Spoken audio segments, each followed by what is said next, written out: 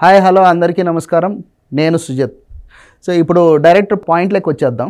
నిన్న మాజీ పర్యాటక శాఖ మంత్రి గారు, ఆవిడ పేరు మీకు అందరికీ తెలిసిందో లేదో మరి తెలియదు, నేనైతే ఒకసారి చెప్తాను. ఆవిడ పేరు రోజా సెల్వమణి.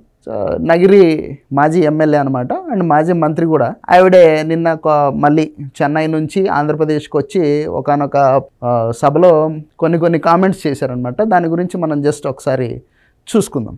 సో ఇక్కడ రోజా గారు మాట్లాడుతూ, ఇన్నాళ్ళు జగన్మోహన్ రెడ్డి గారిని చూసి భయపడేవాళ్ళు ఇప్పుడు ఆయన కట్అవుట్ చూస్తేనే భయపడి బెంబేలెత్తిపోతున్నారంట. నిజమేనక్క, జగన్మోహన్ రెడ్డి గారిని చూసే ఆంధ్రప్రదేశ్ ప్రజలంతా బెంబేలెత్తిపోతున్నారు. ఎందుకంటే 5 సంవత్సరాల ఆయన పరిపాలన చూసాం. ఆయన పరిపాలనలో ఎంత కష్టాలు పడ్డామో మీకు తెలియకపోవచ్చేమో, కానీ కష్టాలు పడినటువంటి ప్రజలం మేం కాబట్టి మాకు ఆయన కట్అవుట్ కాదు, కనీసం ఆయన పేరు విన్నా కూడా మాకు భయం వేస్తుంది, జ్వరం కూడా వస్తుంది మాకు.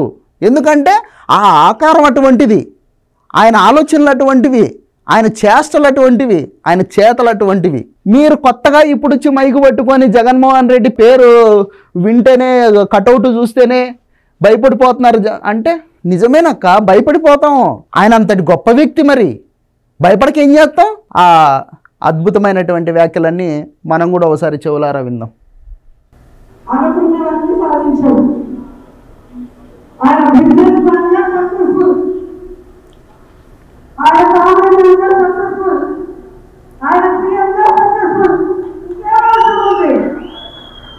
సీఎంగా సక్సెస్ఫుల్ అని మాట్లాడతావు.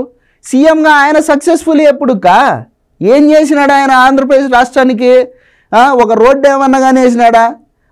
ఒక ప్రాజెక్ట్ ఏమన్నా కట్టినాడా? సాగునీటి ప్రాజెక్టు కానీ, లేదంటే కనుక ఒక ఏడన్నా కానీ గుంతలున్న రోడ్ల మీద ఒక తట్టెడు మట్టేపిచ్చినాడా? ఒక కంపెనీ తీసుకొచ్చినాడా? ఒక ఉద్యోగం ఇచ్చినాడా? ఏం చేసినాడని ఆయన సీఎంగా సక్సెస్ఫుల్ అక్క? ఆయన సక్సెస్ఫుల్లే. దేంట్లో చెప్తాయినండి, ఆయన ఏ దాంట్లో సక్సెస్ఫుల్ అంటే ముద్దుల యాత్రలు చేయడంలో సక్సెస్ఫుల్, తప్పుడు ప్రచారాలు చేయడంలో సక్సెస్ఫుల్, సాక్షిని ముందర పెట్టి ఇష్టం వచ్చినట్టు తప్పుడు ప్రచారాలు చేయించడంలో సక్సెస్ఫుల్, దొంగ కంపెనీలు పెట్టి దోచుకోవడంలో సక్సెస్ఫుల్, విపరీతమైనటువంటి ఛార్జీలు వేసి ప్రజల నడ్డులు ఎరగొట్టడం దాంట్లో సక్సెస్ఫుల్, అప్పనంగా ప్రజల సొమ్ము దొబ్బి తినడంలో ఆయన సక్సెస్ఫుల్ కా? సీఎంగా సక్సెస్ఫుల్ కాదు, ఒక రాజకీయ నాయకుడిగా సక్సెస్ఫుల్, అది ఒప్పుకుంటా నేను. ఓకేనా? ముఖ్యమంత్రి అవ్వాలనేది ఆయన జీవితకాలం లక్ష్యం. దాన్ని సక్సెస్ఫుల్గా ఏ రకంగా చేసినాడు అనేది వద్దు, కానీ నేను మాట్లాడదలుచుకోలేదు. ఇప్పుడు ఆ వైజాగ్లో కోడికత్తి దాని గురించి నేను మాట్లాడదలుచుకోలేదు. పులిందల్లో వివేకానంద రెడ్డి తాత గురించి మాట్లాడేదానికి నేను ఇష్టపడట్లేదు. ఏదైతేనేమి ఆయన లక్ష్యం ముఖ్యమంత్రి అవ్వడం, అది సాధించుకున్నాడు. ఆ సాధించడంతో పాటు జనాలను 5 సంవత్సరాలు సాధించినాడక్క, అది ఆయన సక్సెస్ఫుల్.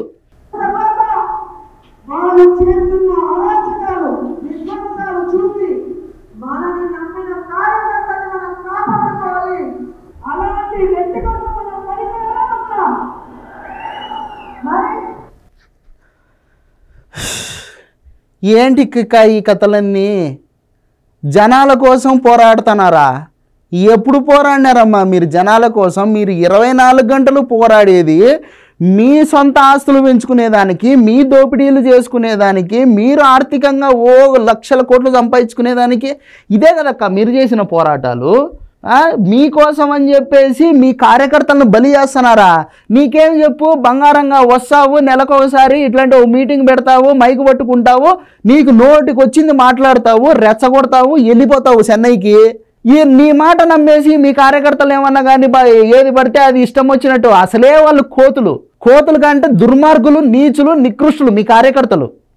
అట్లాంటి వాళ్ళని మీరు రెచ్చగొడితే, వాళ్ళు రాక్షసుల మాదిరిగా రోడ్ల మీద పడితే, వాళ్ళను ప్రభుత్వం కంట్రోల్ చేసేటటువంటి ప్రాసెస్లో వాళ్ళ మీద కేసులు పెట్టినా, లేకపోతే ఇంకోటి చేసినా, దాన్ని మళ్ళా శవరాజకీయం చేసుకునేదానికా?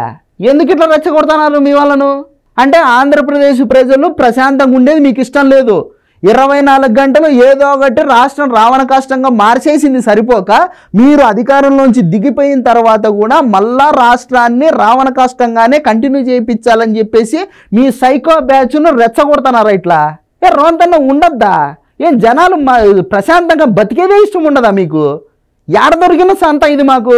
మేమేమో మా పనులు చేసుకొని మా రాష్ట్రాన్ని ఏదో డెవలప్ చేసుకొని మాకు ఆశలు ఉన్నాయి. పక్క రాష్ట్రాలలో ముమ్ముతున్నారు మొగం మీద. ఏందిరా మీ రాజధాని ఇప్పటిదాకా లేదు, అతిగతి లేదు, 10 ఏళ్ళు అవుతుంది అని. అమరావతిని డెవలప్ చేసుకుంటే ఒరే మాకు ఒక రాజధాని ఉందని చెప్పుకునేదానికి మాకు గర్వంగా ఉంటుందని చెప్పేసి మేము పోరాడుతున్నాం. దాని మీద చూస్తే వరల్డ్ బ్యాంకుకు లెటర్లు రాస్తారు, మళ్ళా ఈమెయిల్స్ పంపుతారు. మళ్ళా ఎందుకు ఇంత ఖర్చు కట్టినారు జనాల మీద?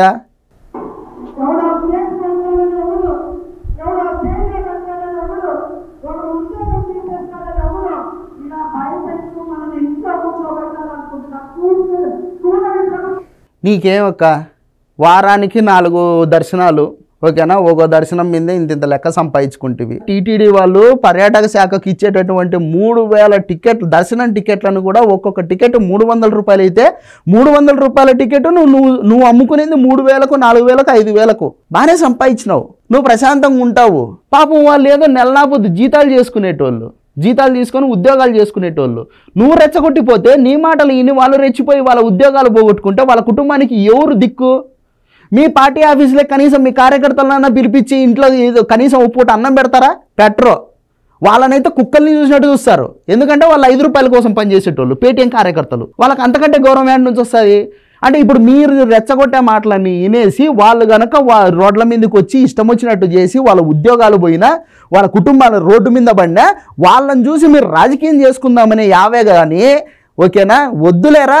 ప్రభుత్వం ఏదన్నా ప్రజలకు ఉపయోగపడింది, ప్రజలకు నష్టం చేసేటటువంటిది ఏదైనా నిర్ణయం తీసుకుంటే దానికి సంబంధించి పోరాడదాం. తర్వాత సంగతి తర్వాత. మీరు సేఫ్గా ఉండండి. ఇట్లాంటివన్నీ ఏం లేదా? ఇవి కదా చెప్పాల్సింది కార్యకర్తలకు. రెచ్చిపోమనే, సైకో మూకను ప్రజల మీద పడమనే చెప్పేది.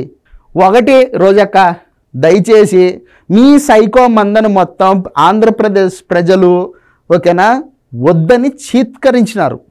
వద్దు, మాకు మీరొద్దు. మీరు పరిపాలనలో ఉన్నాక మీరు మాట్లాడిన మాటలు, చేసిన చేష్టలు, ఇంకా నువ్వైతే మహిళవి వద్దక్క. నీ గురించి మాట్లాడడం కూడా వేస్ట్. నీ గురించి మాట్లాడితే ఆ మహిళా సమాజం కూడా నిన్ను చీ అని ఉమ్మేస్తుంది. ఇంకా నాలాంటి వాళ్ళు మగవాళ్ళు మాట్లాడకూడదు, ఓకేనా? మహిళా సమాజమే నిన్ను చీ కొట్టి ఆ మహిళా సమాజంలో నుంచి నిన్ను వెలేసింది. నీ గురించి మాట్లాడడమే తప్పు. ఇవన్నీ వద్దక్క. ప్రజలు ప్రశాంతంగా ఉన్నారు. దయచేసి ప్రజల్ని మాత్రం ఇబ్బంది పెట్టద్దండి, ఓకేనా? మీరు చక్కగా చెన్నైలో ఉన్నారు, మీ నాయకుడు బెంగళూరులో ఉన్నాడు, అక్కడనే ఉండండి. మీరు ఆంధ్రప్రదేశ్లోకి మాత్రం దయచేసి రావద్దు. మీకు పుణ్యం ఉంటుంది. Thank you.